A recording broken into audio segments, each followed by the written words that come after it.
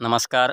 मी अशोक शामराव रवंदळे, मुक्काम पोस्ट गोजेगाव, तालुका औंढा-नागनाथ, जिल्हा हिंगोली येथील रहिवासी असून आज मी गट क्रमांक 226 मध्ये उभा आहे आणि आज रोजी दिनांक 5/10/2024 रोजी गट क्रमांक 226 मधील सोयाबीन ही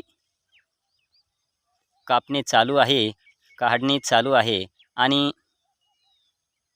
या जमिनीचे मूळ मालक विष्णू किसन नागरे, रमेश किसन नागरे व जीवन किसन नागरे हे खोटी माहिती देऊन कोर्टाची दिशाभूल करत आहेत व म्हणत आहेत की तहसीलदार यांनी गैरकानूनी काम केले. जिल्हाधिकारी, मंडळ अधिकारी, तलाठी यांनीसुद्धा गैरकानूनी काम केलेले आहे आणि अशा कारणावरून त्यांनी कोर्टामध्ये अपीलसुद्धा केलेले आहे आणि त्या अपीलामध्ये खोटी माहिती देत आहेत. शपथपत्रामध्ये सुद्धा खोटी माहिती देत आहेत. म्हणत आहेत की आमची सोयाबीन कापण्याच्या अगोदरच वाहून गेली, कधी म्हणतात की माझी कापल्यानंतर वाहून गेली, अशी खोटी माहिती देतात आणि आज रोजी सोयाबीन ती शेतामध्ये जशास तशी उभी आहे आणि त्या सोयाबीनची काढणी चालू आहे.